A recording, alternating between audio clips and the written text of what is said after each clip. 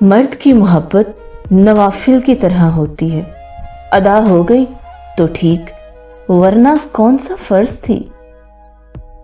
مرد کی وفا کا پتہ ہی عورت کی بیماری میں چلتا ہے کہ سکہ کھوٹا ہے یا کھرا ہے۔ اسی طرح عورت کی دلداری مرد کی بے روزگاری کے وقت پتہ چلتی ہے کہ وہ کاغذی ہم سفر ہے یا واقعی شریک حیات ہے۔ جب مرد کی انا پہ چوٹ پڑتی ہے تو وہ ساری محبت لپیٹ کر سائڈ پہ رکھ دیتا ہے، اور جب عورت کی انا پہ چوٹ پڑتی ہے تو وہ محبت میں سر چڑھے مرد کو زمین پہ لا پھینکتی ہے اور پلٹ کر دیکھتی بھی نہیں۔ عورت کی محبت سے نہیں، اس کی نفرت سے ڈرنا چاہیے کہ وہ جس کو خاص سے عام کر دے، اس کے حق میں کی گئی دعائیں تک چھین لیتی ہے۔ وہ آج رو رو کے خود سے کہہ رہی تھی، عورت کو کبھی کسی سے محبت کرنی ہی نہیں چاہیے۔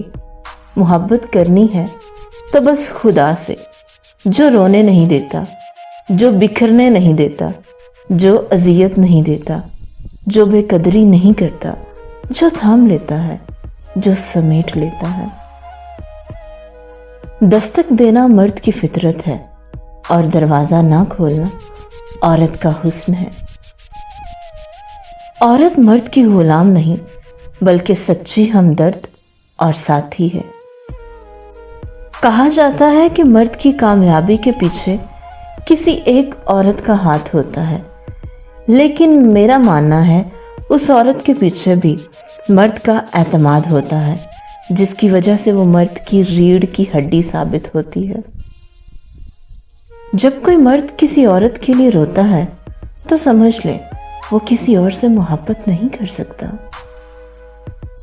عورت جب تک مرد سے دور رہتی ہے تب تک وہ مرد کے لیے سب سے زیادہ حسین، دلکش اور نایاب چیز ہوتی ہے، لیکن جس وقت عورت محبت کا اقرار کر لیتی ہے تو اسی وقت مرد کی نگاہوں میں عورت کی اہمیت اور دلکشی کی نسبت کم ہو جاتی ہے، اور عورت کی نگاہوں میں مرد کی اہمیت بہت بڑھ جاتی ہے، کیونکہ عورت اقرار کر کے قید ہو جاتی ہے اور مرد اقرار سن کر آزاد ہو جاتا ہے۔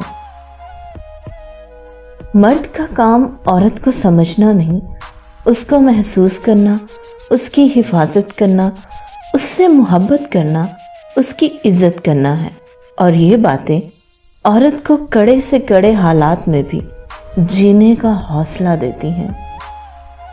عورت کی وفاداری اس وقت پتہ چلتی ہے جب مرد کے پاس کچھ نہ ہو، اور مرد کی وفاداری اس وقت پتہ چلتی ہے جب مرد کے پاس سب کچھ ہو۔